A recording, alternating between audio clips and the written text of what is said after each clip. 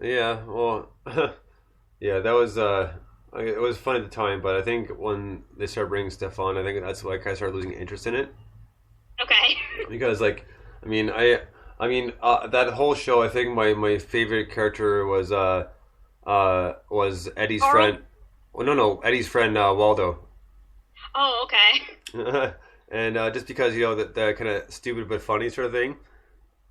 Yeah, they had great chemistry, buddy chemistry. And one of the things that was funny is like I remember Eddie asking goes, well, did you see the movies or what would you go see? I guess he went on a date because he went to see uh,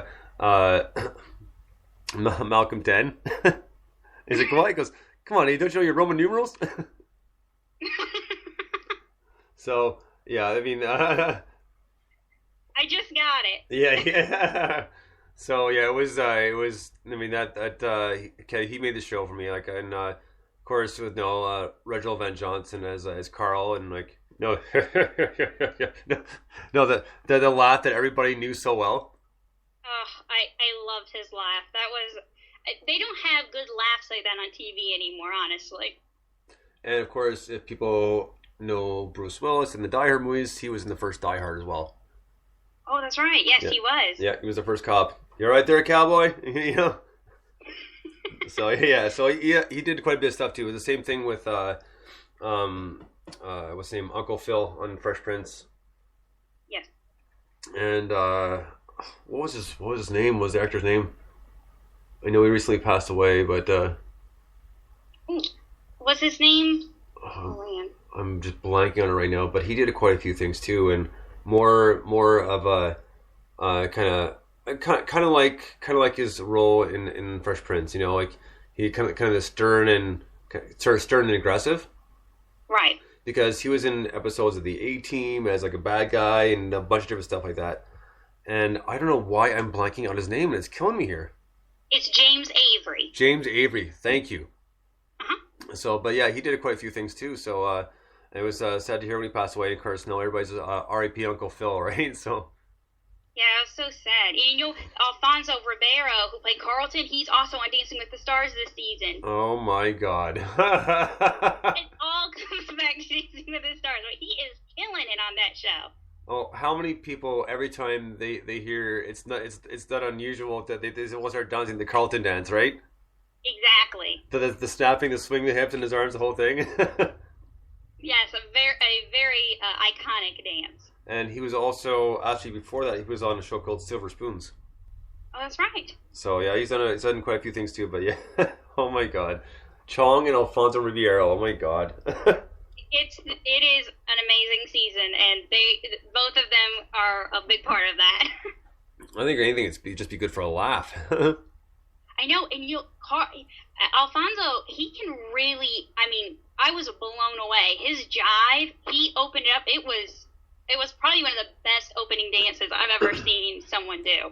Well, see, just from his dancing on Fresh Prince, Right. I kind of gave the impression that he kind of knew what he was doing a little bit, Right. just the way he moves. So I'm kind of not surprised by that. That he's doing a good job, just because I'm sure he's had some form of background. I'm not sure what exactly, but like I said, from Fresh Prince, when I not watched the show, kind of let me leave. I was like kind of wondering if he ever took dance or whatever, and I'm just having you say what happened on Dance with Stars. I'm pretty sure that he's had to have some sort of background.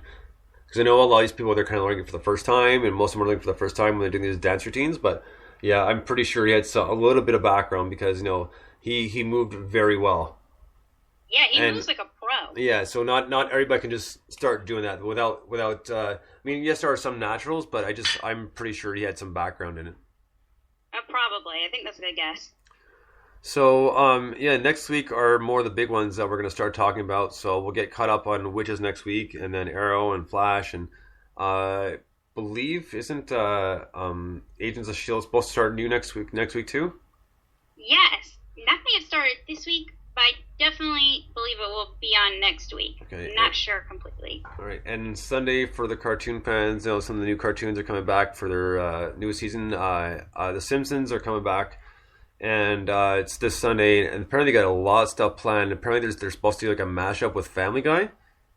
Really? Yeah, it's been because I like the Simpsons page on Facebook. So is they've been going on about it for a little bit now. So I'm kind of curious to see what's going to happen. And I think they'll have a couple big stars in there as well. And so I'm looking forward to that, seeing that. I mean, like, I personally I think the Simpsons should be done by now. I think this episode might be fine, but the seasons have just gotten kind of all over the place. So some of them are not really funny anymore, and they're kind of rehashing old stories, just changing the storyline a little bit. So it's like, all right, you know what? You guys have made your millions upon millions, like, and I think it's time to call it quits. Yeah. So, but that's just my personal opinion. And actually, speaking of which, I was today. There's an app called Chive, and it said some of the biggest stars kind of brought to life, characterized on The Simpsons. And one guy was Bob Newhart, and if I know that's kind of going back a little bit, but there was a show Newhart, and I was like late '80s, early '90s, and there's a few before that. And he's a stand-up comedian, but very dry humor.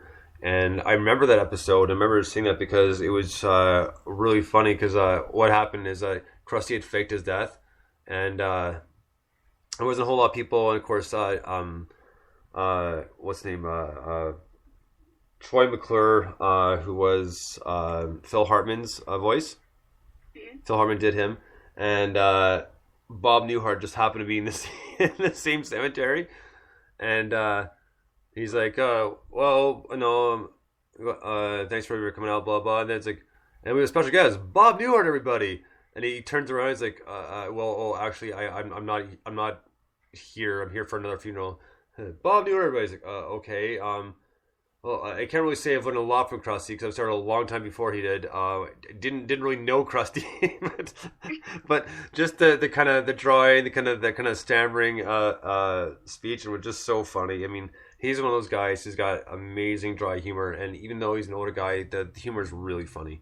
I mean, he's just your perfect straight comedian. He's like Stephen Wright. Oh yeah.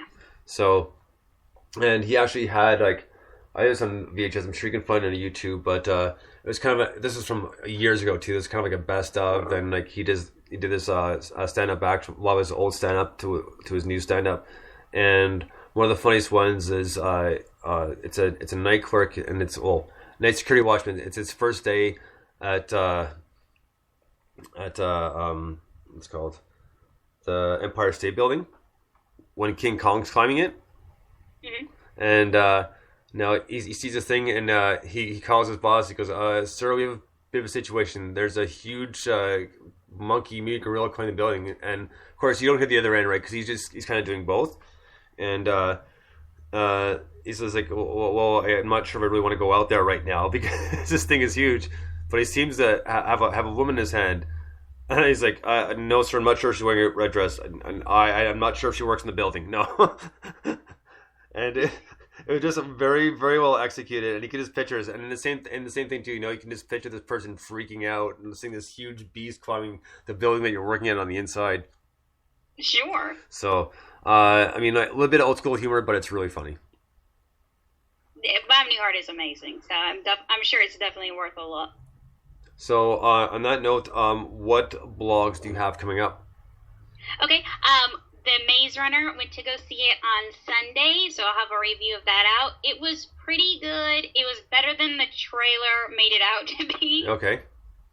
And basically, for people who don't know, it's about this.